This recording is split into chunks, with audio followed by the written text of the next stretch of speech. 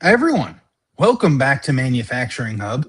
I hope you guys have had a good week. As Vlad and I were talking, it feels like it's been like 4 weeks worth of work on my side since we were last on with Benson talking about hardware. But apparently, it's only been one calendar week, and I am super excited to go continue the conversation.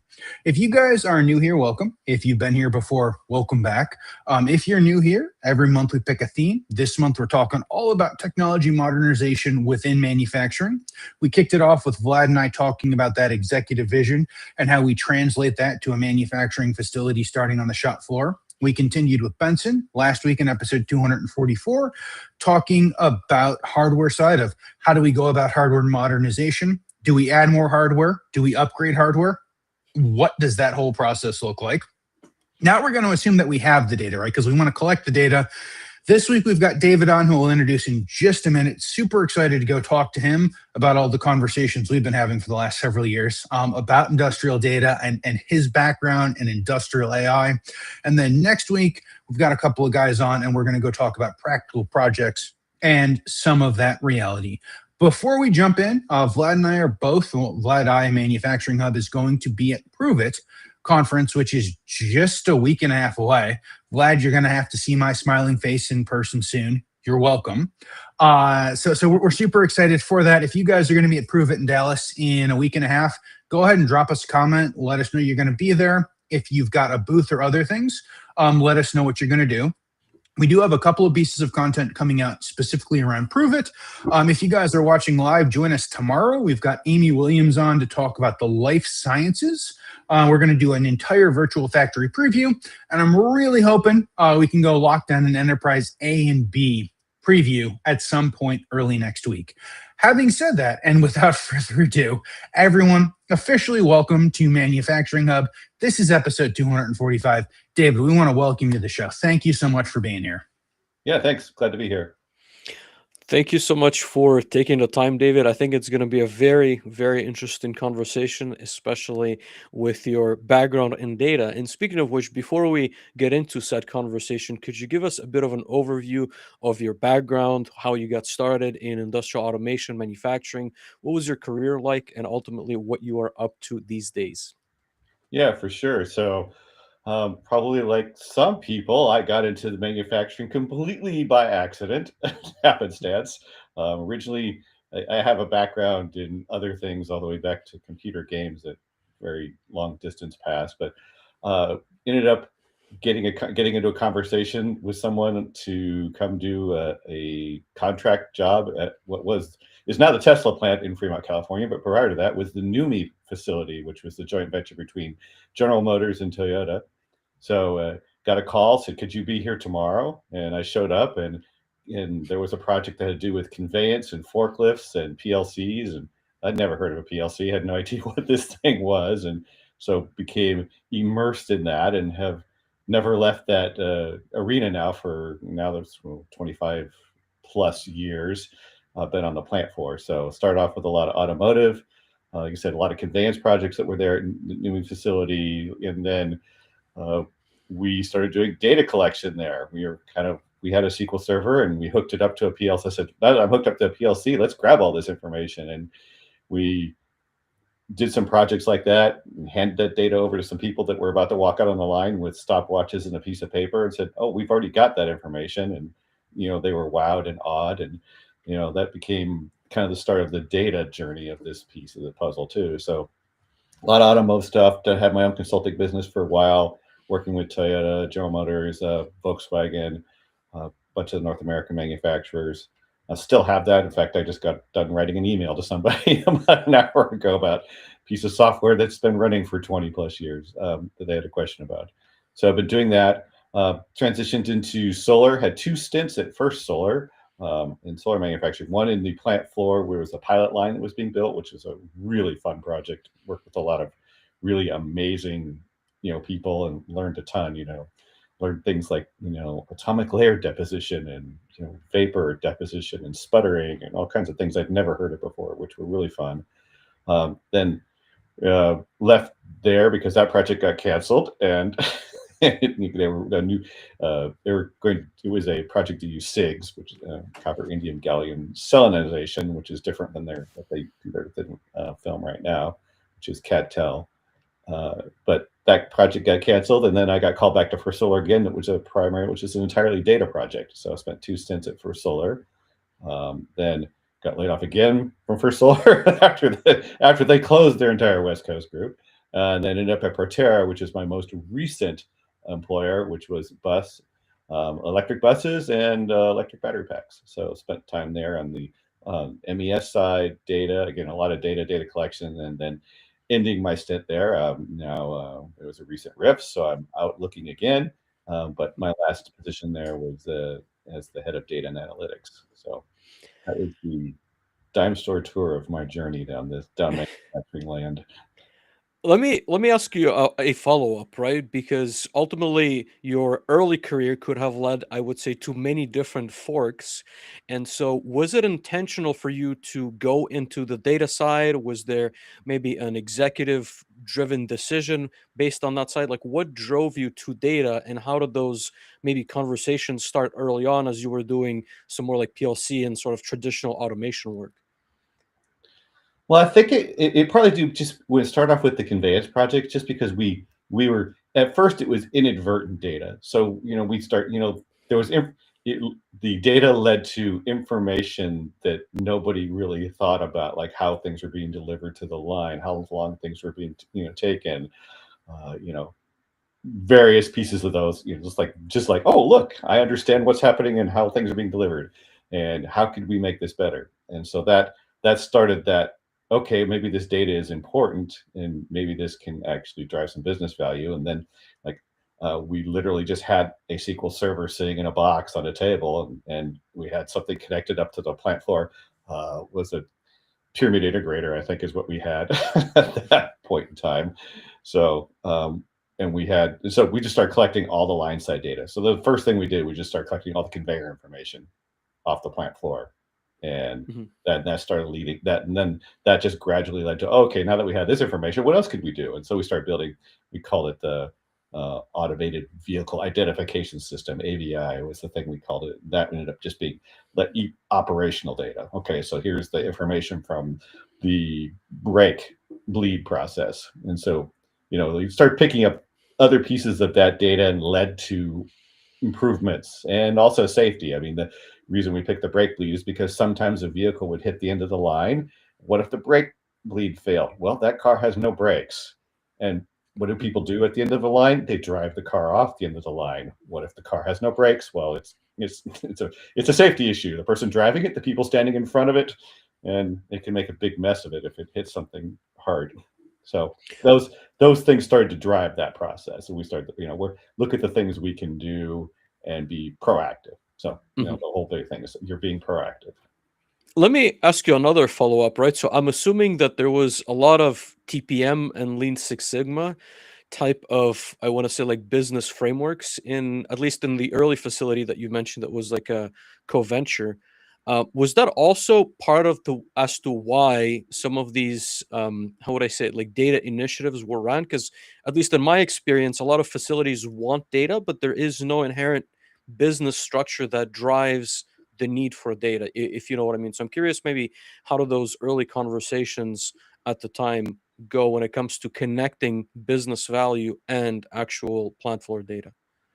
Uh, it's interesting because it's when I look at how they were grouped together, is some of it was just the process. So if you look at, like the Toyota production system, I think, Kaizen, everything, that's the word that comes Yep. up. So for us, Kaizen, a lot of the times was a problem solving circle.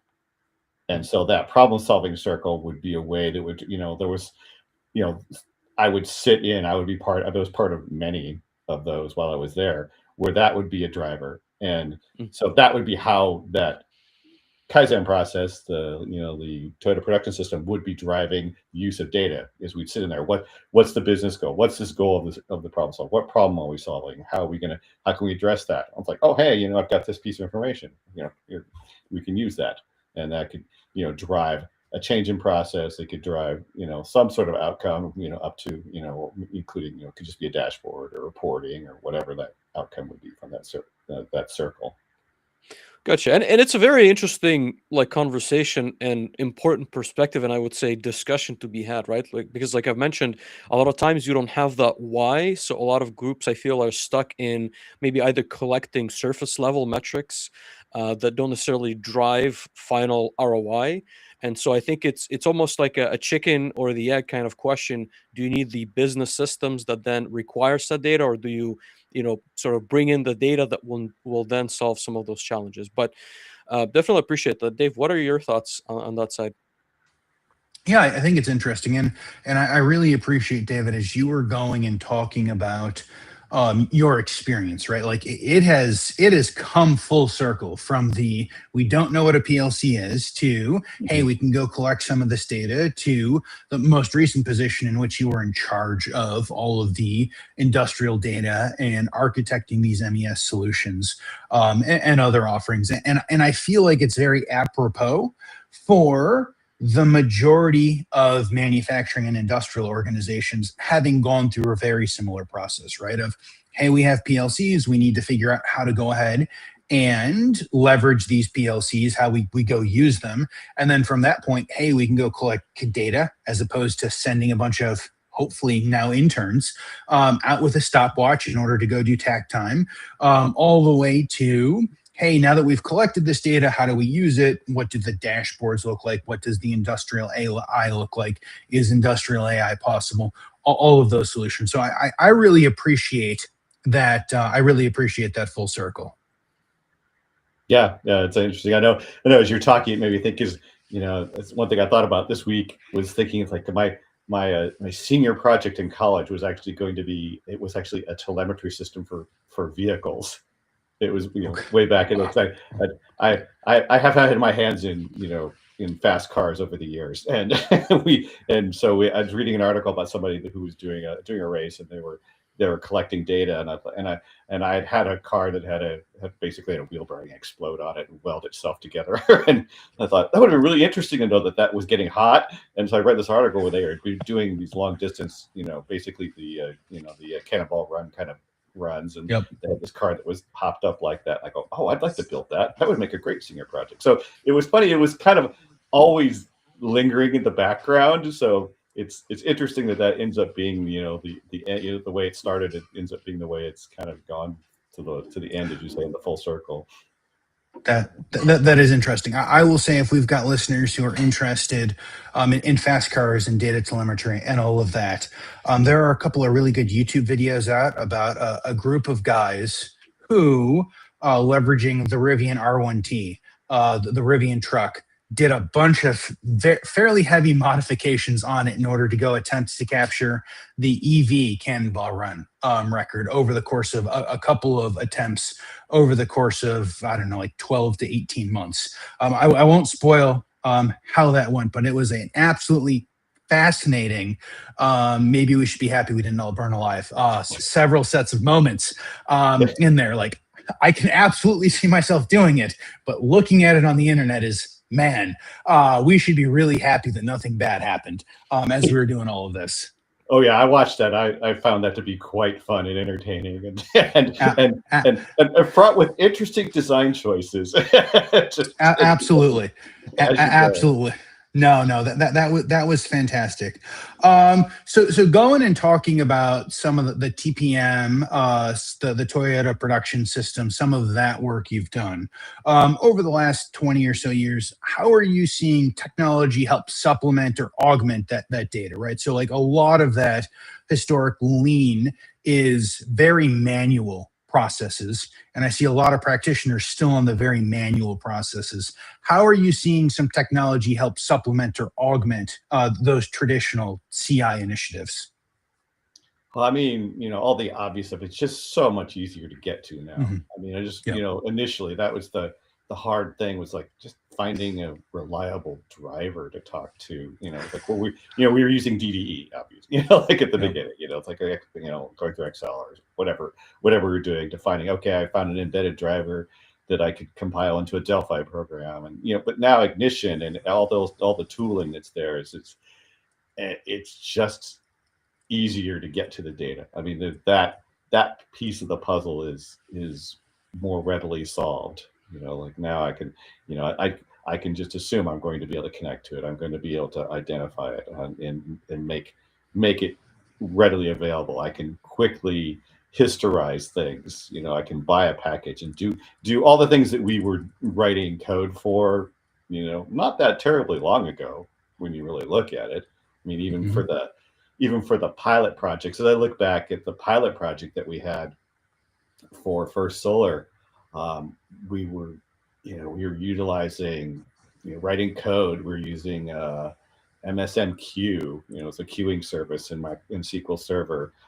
We were utilizing Factory Talk Transaction Manager to pull stuff out.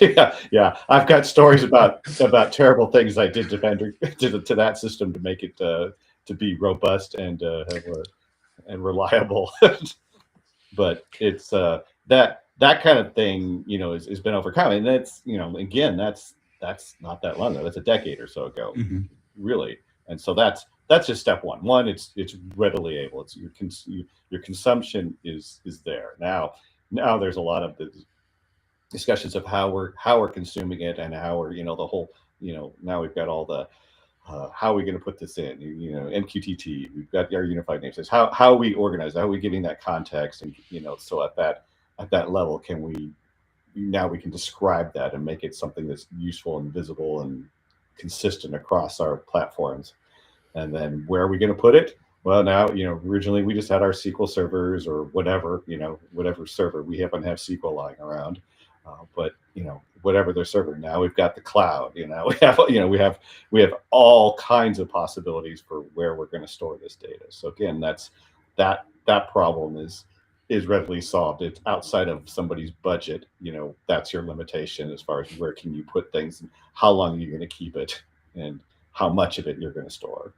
So from that end to end, there's a lot of things that have been solved, which have made that process. It's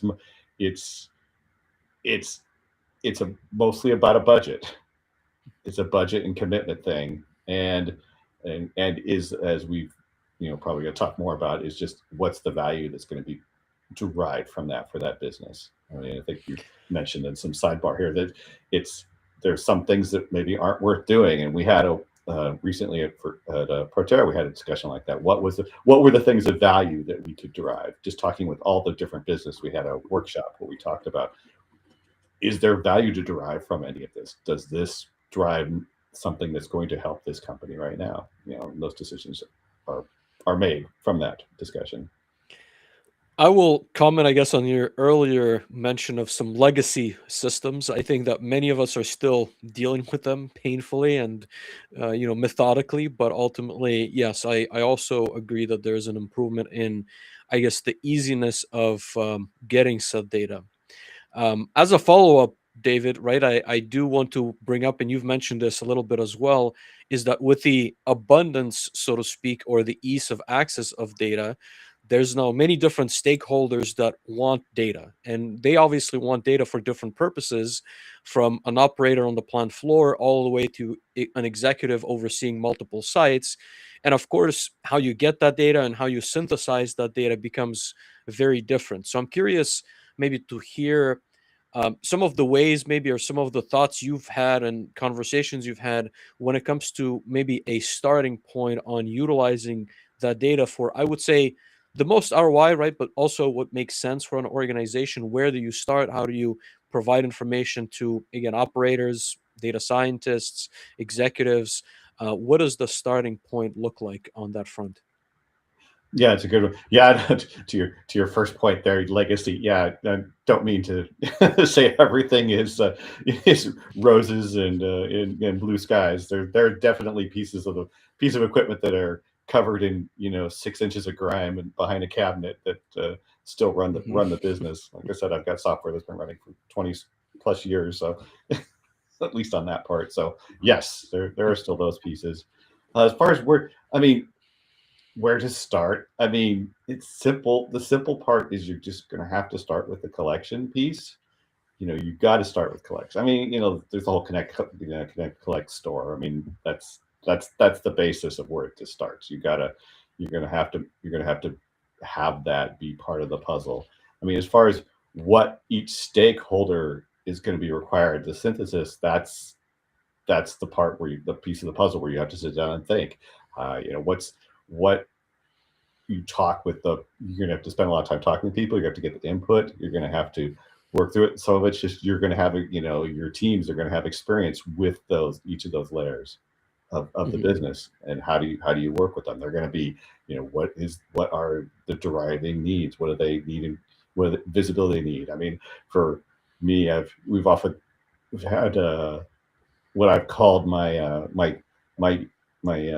colored boxes display, where we've had red, yellow, green. That's the simplest thing, and that box just means one thing. And I thought, that would be the start of any business synthesis. Or the ultimate would be like, how is my company doing? And that's just one. You get one box, and then you could drill down from there. And it's yellow today, which is the thing that's causing problems. And you would drill your way down. But asking all of those difficult questions, but it just starts, starting from the simplest things. What are the things causing, giving me the most trouble? Where do I go from there? Start asking all of those questions. Start, the line, what's ruining your day today? Like what would make your life easier if you came in tomorrow and this was not the first thing you thought of. How would that be? And then start asking, what does that solution look like? I don't know what the solution would look like most of the time. And you start asking people, what would that solution look like? And start to work your way through it. Well, let me ask you a follow up before I pass it back to Dave, and perhaps a tough question, but also very topical for the Prove It conference that's happening in a bit over a week. What are your thoughts on starting off with what's called the UNS, right? Because ultimately, it is the premise of collecting all information across the entire enterprise and being able to service that to, again, for various purposes, depending on obviously which consumer is looking at reading that data.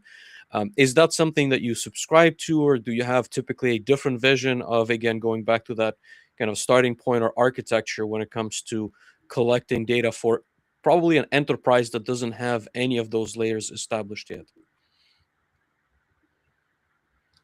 Yeah, good questions. I know the UNS is interesting. I know it's it was it's funny for me when I first heard about it, because I kind of drew that box on a piece of paper already, and I had never, again, it was part of my journey was with the first lowest. I was in manufacturing. I was kind of in data, and I was out of manufacturing when this whole thing happened. And I came back to Proterra, and I went, and we were starting to talk about data and data systems and the difficulty with it. And I just literally, ran across a YouTube, one of Walker's YouTube videos, and went, "That's it." That was the thing I've been talking about. I wrote an application forever and a day ago called Direct, which was basically that moving data from place to place, and the middle layer was a contextual description of what that piece of data was. Much different than a topic and MQTT. I mean, it was like, but it was kind of a version of that. So it's funny when you say if I prescribe to it. It's like, yeah, it's kind of, like it was that's kind of where I saw what we were trying to do, is trying to have that current real state. What is the current status of that thing, and then what is the history of that thing over time? And that's exactly what it is. And then for the UNS, for me, and it gives you, and I'd agree with that hierarchical description. Here it is through the layers. And then the other piece of the puzzle for me was looking at that was coupling versus cohesion. It's like the software concept. I think if anybody's done object-oriented software, they talk about cohesive and not coupled. And that's what I saw for that, because that's what I was looking for when I drew my center of the universe for data picture, was that as I wanted things not to be coupled in the way they were, because we had the classic ISA stack with the ERP, and everything was just ridiculously, you couldn't move anything around. It's like, I want that to be just pieces of a puzzle that I can maneuver any way I want. If I want a new system, I just ridiculously simple terms, I can yank it out and put a new one in. I could easily put those things together, and so it should just be Legos. And so for me, that is the concept of that UNS. That's where it makes sense to me. Is that I'm now just cohesive with my systems. I'm not tightly coupled to things, and I can take that data now, and the data has that description of what it is, what's its context, and it can be shared across all the platforms. Now, initially with the UNS, though, it definitely was confusing for everybody that I ran into. To be honest, our first attempt at the UNS just blew up in our face because it was one, I was bringing in people that didn't understand it, and I didn't basically grok it at a level to impart it very well. And so I think that was the tough thing, is like really weren't able to get that worked out. And then Amos, who's been on the show, I hired him, and we started to put this thing together for version 2, which was much better. And it's still a work in process, though, for getting all that to be understood and well integrated into how you're managing your data systems. Interesting. I'm not familiar with the, I guess, coupled and decoupled architecture definitions, but I'm assuming it's similar to like microservices and monoliths, right? Like monolith being like just like one big sort of like application versus like microservices running standalone and you can mix and match via APIs. Is that, I guess, similar nature? Similar, but not quite. The idea is that is that you, like, software used to be, everything was coupled, like the two things depended on each other, and you couldn't just break them apart. They didn't operate independently, independently, but they had to be together and always together, and that was the way it was. So it's like if you're integrating an MES and an ERP before, you had your integration, and that was it. That integration was always going to be for those two things. You couldn't just pull in another MES and have it be ready to go. So that's Gotcha. what the cohesive nature is. It's you're now not coupled together. You're cohesive. Cohesive just means there's an agreed way of things talk to each other. And like if I want to bring in a new thing, it's just, oh, okay, I'm going to send, here's my list of orders, and here's, like the orders come through this queue, and you're like, okay, boom, there you go. Doesn't matter. It no longer has direct links between each other. The links don't cross those barriers. Gotcha. Understood. I think I described it correctly. Somebody in the comments will come in and say, Dave, what are you saying? So, which is fine. Dave, what are your thoughts? I agree. Folks in the comments are always smarter than us. Yes, but both in reality and in practicality. Yeah. But no, I agree with that. I think that you brought up a really good point, David. When it comes to the adoption of UNS or anything else, and how that is a change management within an organization. I've joked to Vlad that we could just have Manufacturing Hub be a change management show, of which I don't want to. And we don't have to talk about. But going through that change management of resetting the expectations and the reality for everyone within an organization of, this is how we build our data structures. This is why we build our data structures this way. This is how we're doing it for everything moving forward, is as difficult as going and deploying a bunch of other softwares or other things to the plant floor in order to, and then getting people to use those. I want to go talk a little bit more about that data and kind of back towards that starting path. So we've connected all of our machines in theory, right? So in our fake factory, we have connected all the machines. It was particularly easy. Vlad did all of the work. We are collecting the data. Now that we've collected the data, there are a bunch of different personas, to Vlad's earlier comment, of people who can and will use them. You've been down this path several times. Are you finding that a lot of this is kind of driven towards the executives, or driven towards like the scientists or other technical people who are looking for specific dashboards or specific sets of data? Or are you finding that this is driven towards like the operator side, and the operators need some more of this data so that they can go about their processes? In your experience, how are you seeing kind of all of that coming together? I mean, most recently, it's like everybody wants the data. Mhm. I think that's probably one of the thing that's more common now is Mhm. that everyone understands that how important the data is and wants their hands on it. Quality is been the biggest, a very big driver of that data. Yeah. I mean, executives are, executives are always like, okay, they want their big number. You want your numbers, you want your OEE, all the classic metrics that are going to be out there. That that's just table stakes. But everyone else is, Mhm. how do I, tell me more about what's happening to my line? How are my products being built? What's the, your first pass yields? All those kind of activities are happening there. The you know the line side folks are looking for, how does, like, how am I doing? How well is this Mhm. going? What's, is it is there something we could be doing better? Can we improve what's happening here? Um, and then of course engineering is looking at, how is my product, they're asking all those questions. How's the product being built? What's happening? And then all the way up to the people who are building the next version of the factory. Like, Yes. so how did we do this time? Is this machine working within the Mhm. parameters and the models that somebody suggested they would? Often not, but so I'm building the next version of the factory. Absolutely. So I guess you've probably from the very beginning of your career of we've just started collecting data. Hey, we actually have the stopwatch and paperwork to kind of where you are now. You've probably experienced the entire gambit of why are we collecting this data? Who's going to use this data? Or maybe one group actually wanted it too. To your comment of hey, everyone wants the data. Is it correct to assume that it's a better position to be in when everyone within the organization wants access to the data so that they can have machine metrics and understand how everything is moving forward?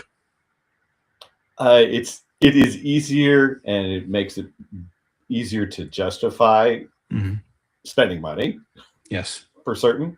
I mean, I would say that was one of the earlier things to run into was, outside of, I mean, even on our pilot project, but it was like, how do you justify, like, I'm going to spend this many dollars for, something that's, excuse me, is not necessarily obvious immediately. Hmm. And so I think that's the thing. I think everybody, I mean, there's so much data in all of our lives now. I mean, in everything, because we all have our, supercomputer in our hands all the Yeah. time. So I think Absolutely. it makes more sense nowadays to everyone. When I think about it, but thinking about being in here, it's like, yeah, it just makes more sense for everybody to know that that's there. I think it's mostly the ability at this point is delivering it and delivering good, solid information. The whole data Hmm. information duology there of like, okay, it's like, yeah, you've got I got a pile of bits, but does that really mean anything? Can I get anything out of that? Or is it, did I just collect a bunch of garbage? So I think that's part of the puzzle. Does that answer your question? I kind of wandered there. I think it did answer the question. I think it sets us up kind of for the next question, right? Mhm. So everyone wants the data and everyone wants it to look as awesome as it does in the supercomputer in their hands, their smartphone, right?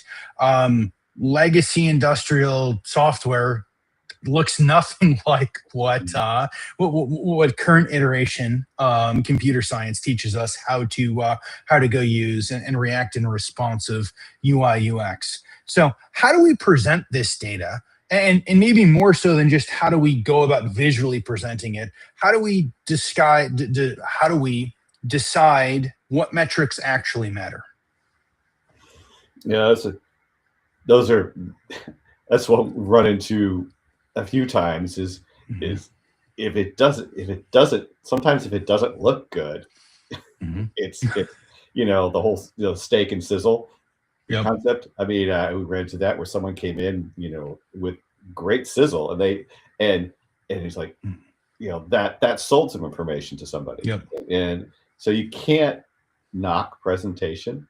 I mean, Mhm. there's a piece of it to the puzzle, even though the information might be the same. Mhm. Uh, but you just trying to think here, kind of lost my track. So, what was the question again? I know I missed it. So I guess talking about how we physically present the data, Oh, you had made the comment about how the data may be the same, but sometimes the better looking presentation of the data is going to be the one that gets people to move forward or perhaps use the data. Yes, yeah. So it is important to understand your for me. It's like back to understand the audience, what they need to help them drive that. And Mhm. you're correct. Like there are systems that they don't, like I said, classic systems don't look like anything that you would experience on your your cell phone right now. I mean, Yep. they're showing their age and their design cues from the time. Absolutely. Let me ask one follow up, and then I'll let Vlad jump in. Um, I guess it's like the most important and most difficult question in my experience one can go bring up when we talk about data, right? So like everyone wants data, everyone wants the data that's important to them. And so you undoubtedly have a conversation about, hey, what are your KPIs? What are your key performance indicators or metrics? And then sadly in my experience there's almost like crickets in the room, right? Like everyone is so quiet and there are just crickets in the room when we think about those. So how do we describe how do we define what metrics matter when it comes to a lot of this in industrial data, David? Yeah, I mean, for some of the practices we've been doing recently, it was going through our workshop process again. Was that as we meet with the end users and go through a workshop? I mean, granted, some of the workshop was, we did a workshop on OEE, for example, and that was to help define that, like, sponsors, stakeholders. At the end of this process, we are going to give you X, Y, and Z. Does that match up with what you are looking for? And there will be yeses and nos, and then through that we drove a list of priorities of here's the KPIs that we would like, here's the prioritization of those KPIs, and then we could build up a delivery plan for all of those. And the delivery plan would include, of course, there would be everything from controls engineers all the way up to the data and analytics team would be involved in that delivery process. And that would then give us that goal saying, here's the success, and then here the business has said this is what we wanted as a success. So we can then start to check off those things. Like, here you go. This is, we delivered this. Does this work? And some of that's gonna be iterative because you're gonna get people who are gonna like, oh, okay, now that I have that, maybe I wanted this a little bit different, but that goes back into drive that process. So you can reprioritize things if you want, but it has to be, for me and for our team, you has to be part of that, you know, work with the group. You have to be able to, like I said, it's similar to that problem solving circle I talked about earlier. That same thing. We at Proterra we call it our workshops, and so we would do a workshop, and that would be how we deliver. And we did that for many different pieces of our puzzles we went through. Well, you were involved in the one with the transactions, for example, with your team. I really like that approach, right? And at least for me, really briefly, it has always been you start with the higher level metrics first. Like you've mentioned, it could be obviously for me, it's been in food and bev and CPG industry, so OEE is very dominant, and you start with that, and then you can figure out well what's actually failing, and then you need to drill in a lot deeper so you can run a subsequent sprint where you can go a level, like I said, more into the controls and trying to understand the actual fault codes. And once you get that, then you can go even further, right? So I like that approach. I think that makes a lot of sense. Let me ask you from an architecture, maybe technical standpoint, what do these rollouts typically entail? Again, let's assume that we've had the conversation with the executive team. We're looking to maybe run some kind of a first pilot to get the higher level information or data at the facility. What does it generally take? Is it licenses? Is it, as you mentioned, controls engineers and just pure bodies sitting with laptops on the plant floor? Is it servers being spun up? Is it a cloud deployment, right? Could you paint us a general picture of what is that sort of like first sprint to get that data presented to them? Yeah, it depends on where. Well, it depends on where you're at in the process. These last couple, Sure. we already had, we already have our ignition environment and our, database. We have our clouds. We have our AWS installations already sitting there. So those things already exist. So that one would entail, you know, most of that entail some tweaking on the control side. So there's some usually there's something that has to happen on the controls layer. So you're just working your way up up the steps of the ladder And Hmm. those things that can be done concurrently it's just part of the project that's being worked out. Some things cannot be. You're going to be waiting on some piece of information or some conclusion from someone else to finish. So I mean, it's nothing fancy as far as project management is concerned.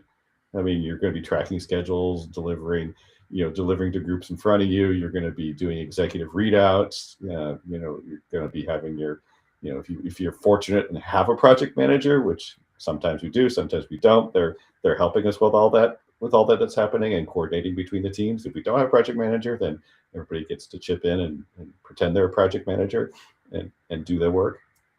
So again, not terribly classic. The important thing, I think, to what you're saying there, Vlad, though, is delivering something as soon as possible, so that it's not a grandiose project. I mean, with nice thing about a workshop is it entails a deliverable within a scope that is not so overwhelming that it becomes this forever project. It's like, this is not something it's like we're going to spend 2 years on. This is something that's being delivered within months, and this is part of the executive and the stakeholder and sponsor. As usually an executive is a sponsor in this model, is that the sponsor has seen that, okay, this is whatever it is, 12 weeks, and at the end of 12 weeks, here's going to be your deliverables.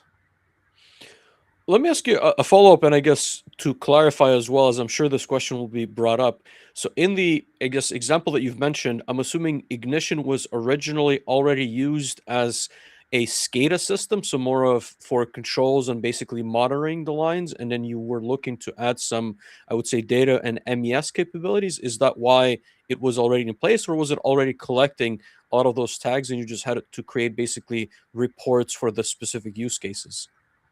And, yeah, no, I was like, look at Dave. Dave's been there, so sorry. Well, I mean, we don't have Dave to and I, use we like had that lots of specific spirited example. conversations on that plant floor, but Yeah. yeah, the Ignition already existed. So it already existed. Ignition had both a SCADA component and an MES that was built as well, and the data was being collected. Some of the changes involved just machine states, for example. Machine states were not well defined and or consistent in in places, and so that was modified.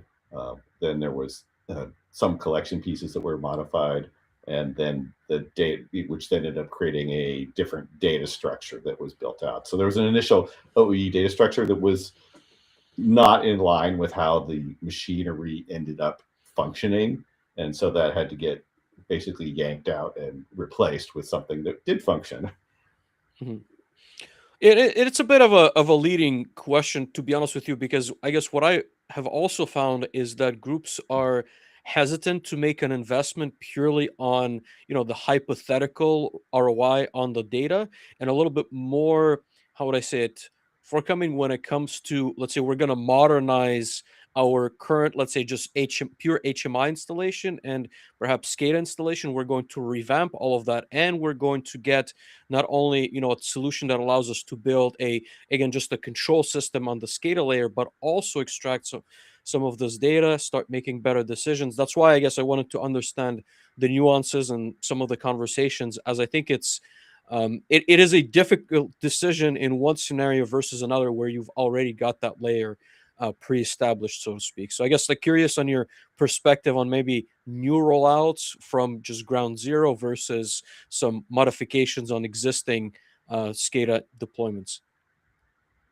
Yeah, it's you're correct. I mean, green versus brownfield is a very different. I mean, with brownfield, I mean, I'm not going to say anything new. I don't think with this is just you're going to have to just be incremental. I mean, how can you're going to like what is the like as you talk with people, talk with business, what is the ROI driver here? What is it?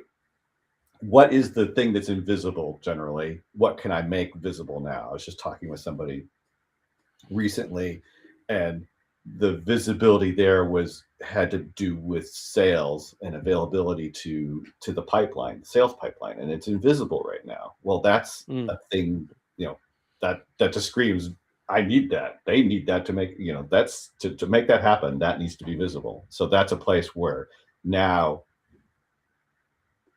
where can we get that? What's missing there? You know, where's the piece of the puzzle? So now we can dig through what's missing. What can we add? And then look, and you can then take that and model an ROI back to the executive team. Say, look, this this is what the business is looking for. This will derive X number of sales. This will improve this process, and then you're going to have visibility into your pipeline, and it's going to cost Y. And you can deliver it in X number of weeks. I appreciate that. I guess there's a lot of things to think about, even from an integrator or outsider standpoint, right? How do you pitch some of these solutions? How do you frame them where, again, they add value not only on one side but maybe on multiple fronts as you have those conversations? So, definitely appreciate the sales angle. Yeah, Dave, what are your thoughts? I'm sorry. Go ahead. Go ahead. I was going to say, if I can go add to David's comments, I think that a lot of times it's a solution that's coming in, be it ignition or otherwise, that, hey, we've come in to do a very specific thing. It could be an HMI. It could be HMIs on a boiler. It could be we need a little bit of visibility or a little bit of data collection. We need to do something in this area. And then there's a little bit of that awesome sizzle, right? Of, hey, we've collected this. Let me go show you how it looks. And let's go see how it's valuable. And then once we've seen how it's valuable, let's go consider what happens if we roll it out to the next 10 lines at the facility, right? Like what happens when we get to that point? And so I agree with David. I think a lot of it is incremental. Although I also think that we are seeing more and more end users who are like, hey, we are blind, right? Like we've got a bunch of manual Excel sheets. We've got a bunch of data collection. If my maintenance guy thinks that this is a 15-minute downtime issue, he's going to write 15 minutes. It doesn't matter if he took 2.5 hours to do it because we dug for 2 hours to go find the particular part. He's going to think it's 15 minutes, and then we're going to lose 2 hours of downtime, and we're never going to know. So I think there are more and more groups, especially brownfield groups, who realize that they need to have some amount of visibility that's better than my raw materials is X, my known bad quality is Y, and my output is Z, right? Like, no, just knowing what yield is a really difficult way to go run a business in 2026 and beyond. And so I think that we're seeing more and more of those groups forcibly coming to those realizations. I also think that we're seeing more and more engineers go and interpopulate into other groups, right? Like engineers are not staying at a particular facility for their entire career. So you may go into one facility who doesn't have some of these solutions, and it's like, hey, let me go tell you about the solutions that we've had at my previous facilities. How are we possibly running this facility without data collection of any sort? Yeah. Terribly, usually. Yeah, terribly, yes. We don't know how bad. Yeah, although I have to point out there are definitely some heroes out there in our manufacturing world that are holding places together by by what's in their head and a absolutely spreadsheet, duct tape and tie wraps. Yeah. But by will and unpaid overtime alone, are there some people holding it together? David, I feel like we would almost be negligent if we didn't talk a little bit about industrial AI. I know you've spent some part of the last year or year plus on the data side. I am sure you've looked at industrial AI and gone down the path of maybe playing around and seeing what that looks like. Can you tell us your opinion on where we are in the state of industrial AI and maybe rolling that out to the plant floor? Yeah, I think so. There's one thing I wanted to hit on. I'll answer your question. There's something I want to talk about data categorization, but okay, I mean, industrial AI. I've been, like you're asking stuff I'm reading earlier. It's like there's so much to read right now, and every day I have an untold number of messages, people who want to consult to anybody about AI in manufacturing. I mean, when I think about it, I think where we're at right now is really just like data doing data. You're looking at data, you're doing analysis on data with AI. You're looking to try to find some pattern. I think that's really where we are. I mean, is AI on the shop floor? Not in any way that I would say is like there's no magic happening on the shop floor with AI at Mhm. this point. I think there's a lot of things, looking at log files, looking at data dumps, again, looking for patterns, Mhm. doing things of that nature. Like Mhm. I think that's where it's at this point. I mean, if I had to, when I looked at 2025, I mean, we went to a couple of us went to actually a Gartner conference, and it was just Mhm. everything was was new and improved now with AI. That Mhm. that was 2025 Mhm. for me. It was like, and now for me at the end of 25, early 26 is age. Everything's an agent. It's all agenic. It's everything. And we have an agent, and then we have agents watching agents, and people. It's like it was like the Dr. Seuss thing. The Hotch Watchers. You know, eventually everybody's watching each other. So I think that's. I mean, I think there's so much that's happening on that level. And I think there's some really interesting things going on with it. Oh, did we lose Dave? um, is that there you go, you're back. Is I think that's where we're at right now. Because I mean, like when I look at my own AI usage, it's like I said, I'm looking through meeting notes. It's helping me, you know, it's the blank page. I'm terrible with the blank page, so I can type a bunch of garbage in, and it gives me that first three paragraphs, and then I start doing my own writing. Um, you know, Coding, I think obviously coding is happening, in huge ways.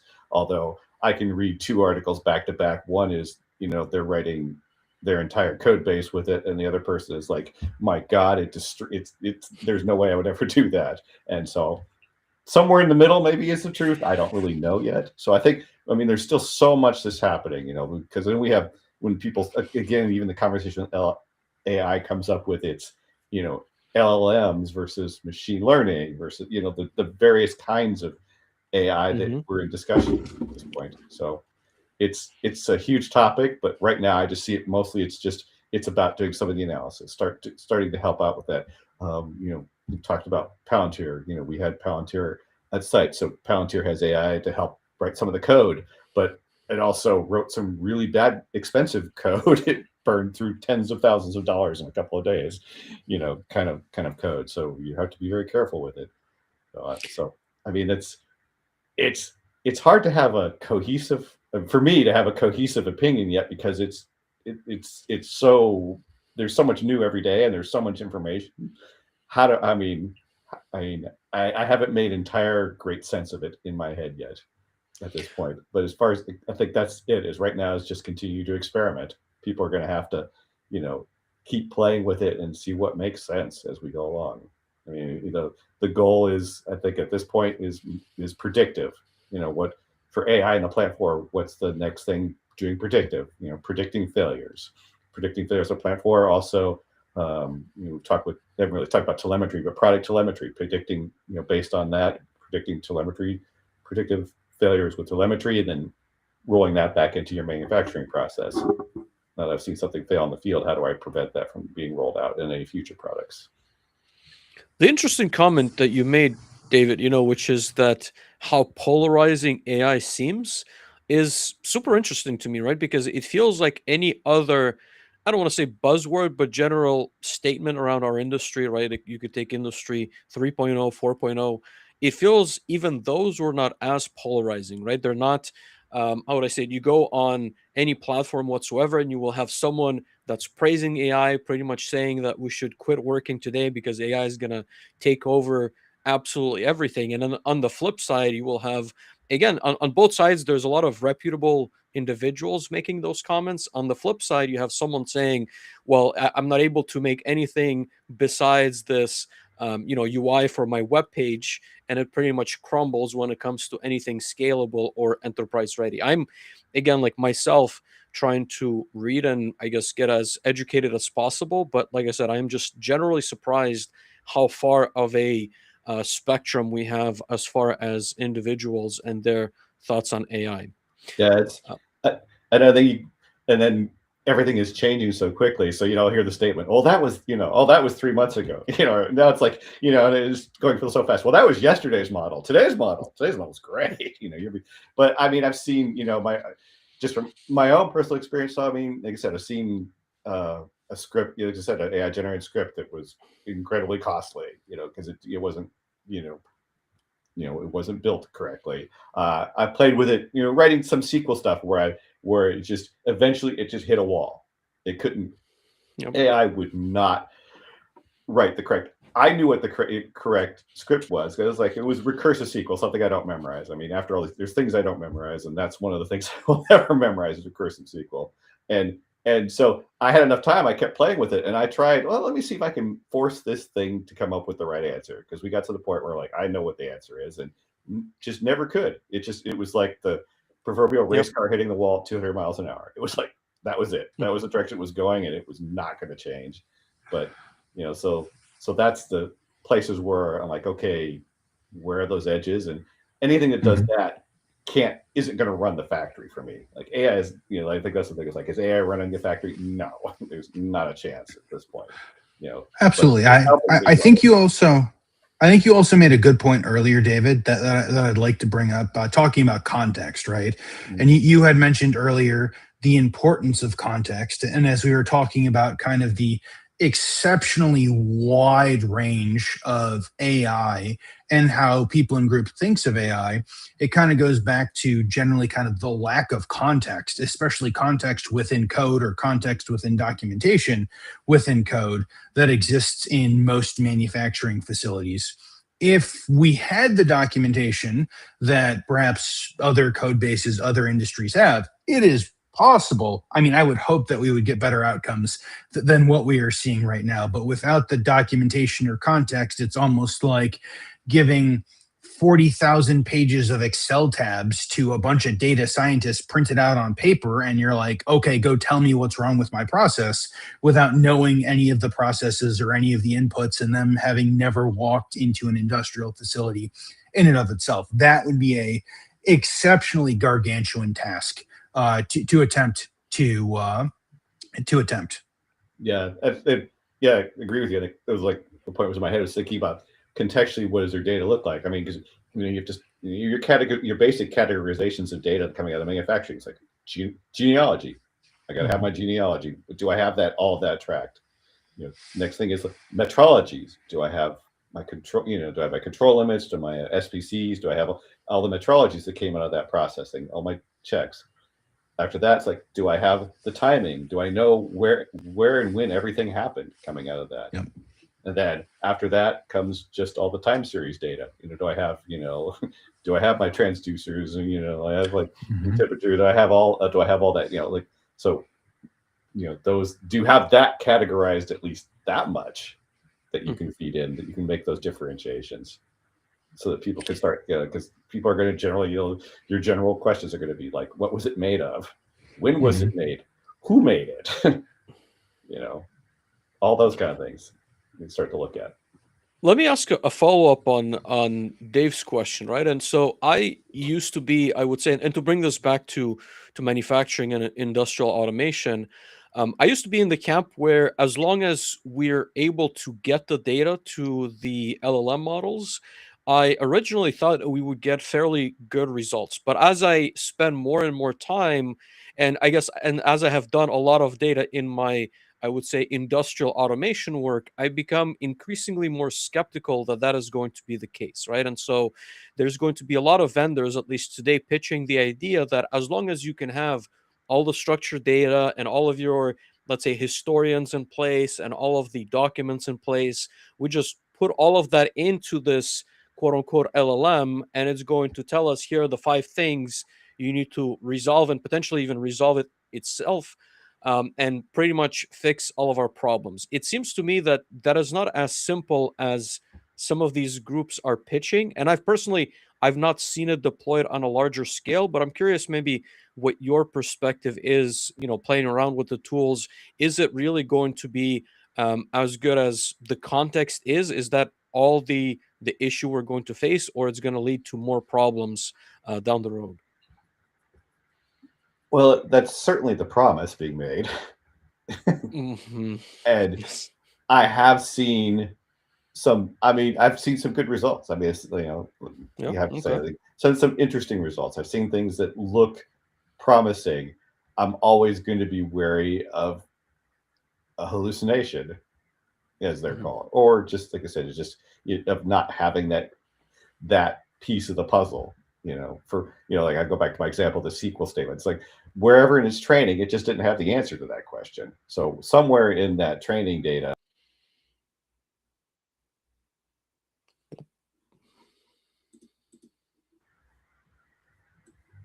Oh, I'm back. There we go. Sorry about that. It was a restream problem. No, no worries. You're saying training data? Speaking of technology. Can't even get this right. Dave, I can't hear you. There you go. Yep, absolutely. Speaking of technology, those are all really good points. We've got a couple of awesome comments in the chat from Thomas that I want to be able to go ahead and show. I'll toss up a couple of Thomas. Thank you so much for all your comments. But he was talking about the brick wall known as the context window, as we were describing. And then he's saying, standard enterprise projects would be 500,000 to 2 million tokens. So basically no AI can handle that much data. It has to be compressed to fit within the context window, or the agent cannot conceptualize the entire picture. At that point, you need an SME or senior engineer guiding multiple agents, which is probably very realistic and very true when we come to it. And that is very probably the path that we'll see lots of these groups, lots of manufacturing organizations leverage going forward. It's just not necessarily the promise of we're going to feed it all in and it's going to go solve all of the problems. And I feel like that is the promise we have seemingly had, or we have maybe built ourselves up to think that we are going to have, right, wrong, or indifferent. David, this has been amazing. I feel like we could have like 7 more hours of conversation just about industrial AI. But we do want to go ask you the last questions that we ask all of our guests. The first one is one of my most favorite that I get to ask. And we'll go talk a little bit more about industrial AI, but it's predict the future. So what do you think the future of industrial AI is going to look like in the next 2 to 3 years? Yeah, I think that's, again, another one. It's difficult to predict. given the history that we've just experienced. I think for me, I think we'll get it. The general thing is we're going to have the same thing that always happens when we have a new thing going. There's going to be a whole lot of players, and then there's going to be 3, at the end of it.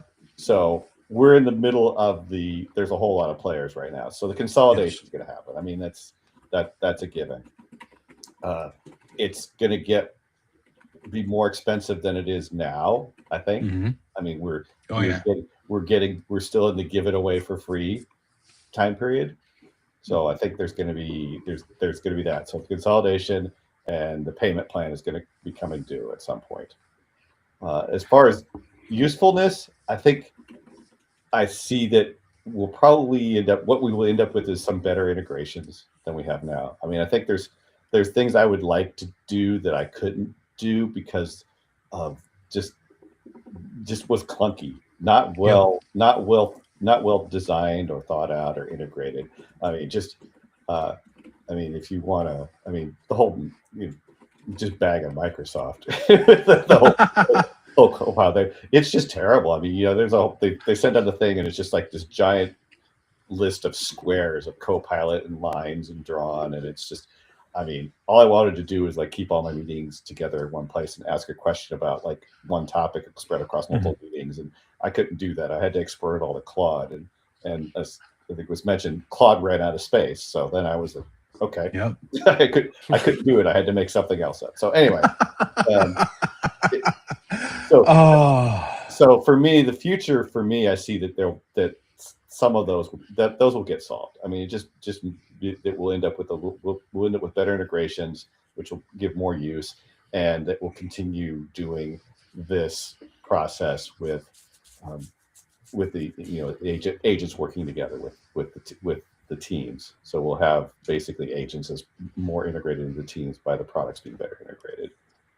Absolutely. That would be my completely wild ass guesses at this point. I mean, I feel like only wild guesses are appropriate when it comes to what the future of AI looks like. Vlad is over here in the comments, volunteering to personally dismantle all the data centers as long as gets to keep the RAM.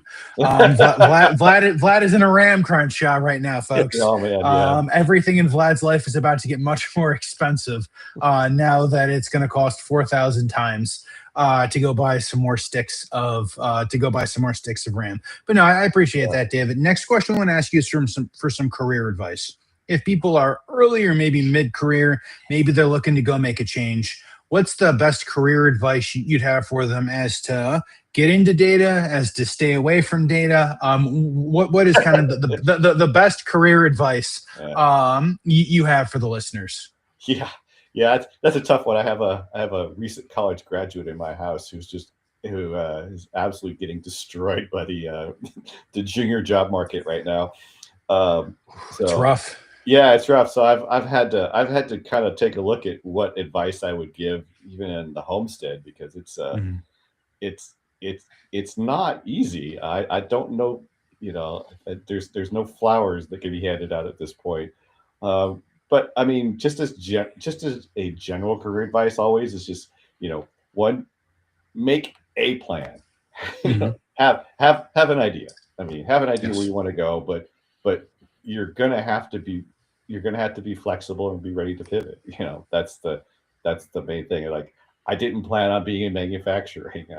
Like, I was doing something else, and then I showed up here, and I've stayed here, and I've been in different places in manufacturing just because those are the opportunities. So, I mean, as usual, it's like, be aware of the opportunities. But as far as, data and data systems in manufacturing, there's I think it's a good place to be right now. I Mhm. mean, I've actually talked to my son about it a little bit too, Yeah. but I think there's still so much that needs to be done for Mhm. manufacturers in North America. I mean, it was just funny. There was a thing on the radio here just recently with my program that my wife listens to, and they were talking about a place I had actually been to. There's an Eggo waffle plant in San Jose, and Okay. it is not. It's been a long time since I've been there, so it may be cleaned up. Someone in the comments may tell me all about it, but it was actually a place someone talked about on this radio show because it's an absolute dungeon.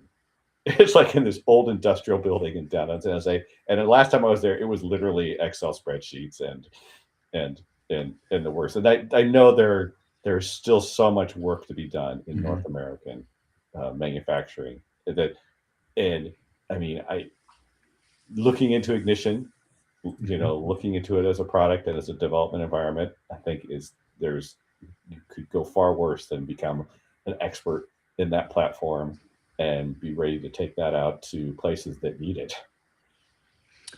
Absolutely. I think that's good advice, and in relation to groups running off of paper and whatnot, I would almost be surprised if you told me we have tipped to more than 50% of organizations are not have some sort of cohesive data collection that all ends up in one place. I would be surprised if we got to that. We do appreciate Thomas and Vlad in the comments talking about 4D printers, which is apparently their innovation, which leads us to our next fun question for you, David. If we could remove all monetary constraints, if we could remove all possibilities of what exists within physics, we'd love to know an interesting idea or innovation that you think would benefit the market. Uh, you know, and this is what I thought of. I was trying to think about this because it's like, well, if I'm removing all of my constraints, All constraints. all constraints. I'm thinking, I am a huge proponent of all things space, well, and aviation too. But I'm thinking that there's still going to be manufacturing off planet, Okay. and I think that's going to be an interesting place to go. And there's going to, I think, being a race of, the human race is a race of explorers. I still think, we're still going that way, and I think there's going to be some fascinating things that are going to happen, and that we just can't even imagine at this point. And so Absolutely. if I'm looking into the future, that's kind of the future that's the far flung future I'm thinking about. I If you had to remove all of my constraints. I mean, I was about to tell Vlad, I think Manufacturing Hub has gone extraterrestrial for the first Yeah. time. So mark this in the annals of history. It's only taken us 245 episodes to get there. And David, I am so happy that you brought us there. Thank you for that. Last question for you is how can our listeners help? Who should reach out to you? Who are you looking to connect with? What sort of conversations are you looking to have? Yeah, for sure. So anything like I started at the beginning. Yep, Yeah. looking for work. So anybody that anybody's looking for me, feel free to reach out. But yeah, I'm interested in. I mean, like I said, I'm want to stay in the universe of data manufacturing. It's where my most interest and probably my highest value. I've been spending time, like I said, in solar and EV. So I really have, found that energy space to be cool to be in, and I've learned a ton. Definitely have background in vehicles, so definitely could be somebody I could talk to. But yeah, I'm Mhm. interested in all that, and then of course, being like I said, anyone who's doing something neat or cool in the data Mhm. manufacturing space, please let me know. I'd love to chat and talk about that as well. Fortunately, I won't be at Prove It unless somebody wants to sponsor me. But but I think those are really cool. I think when I look about that, that's one thing that with COVID and everything that happened was Mhm. really people got isolated, and I Mhm. noticed I was able to attend the Adductive conference and a few other things here in the last couple of years, and it's been really great just to sit down at tables and talk to people. Like I talked to, I was at the Gartner conference, just talking to somebody from, Fannie Mae and Freddie Mac, talking about their Mhm. data and their data systems, and just I had the most important things was lunch. Sitting at the lunch tables, talking with people, just in what was their thing, and hearing about it. There's so much that happens in this world, and Yeah. it's easy to forget that, like, you get into your little zone, that there's this whole universe of people doing things, and it's great to hear what they are. Absolutely. I completely agree. And I will say to all the listeners, David and I have had the opportunity to work together over the last 4-ish years on several projects, and it's always been a pleasure working with him. So I'm excited to see where you go next. There are so many awesome opportunities out there. I know someone's going to snap you up at some point, and hopefully we get to work on a few more fun projects Yeah, in the near future. Having said that, David, thank you so much for joining us. Thomas, especially, thank you so much for all the comments and everyone in the chat. This has been awesome. If you guys have made it this far and you're watching on LinkedIn, please make sure that you're connected with David. Please make sure that you follow Manufacturing Hub and Vlad and myself so that you get all of the updated episodes. If you're watching live, we're doing another live tomorrow at 3 o'clock East Coast time, diving into the Prove It virtual factories with Amy Williams again. So super excited to have Amy back on, talk all about life sciences factories like we talked about life sciences with her last year shortly after Prove It.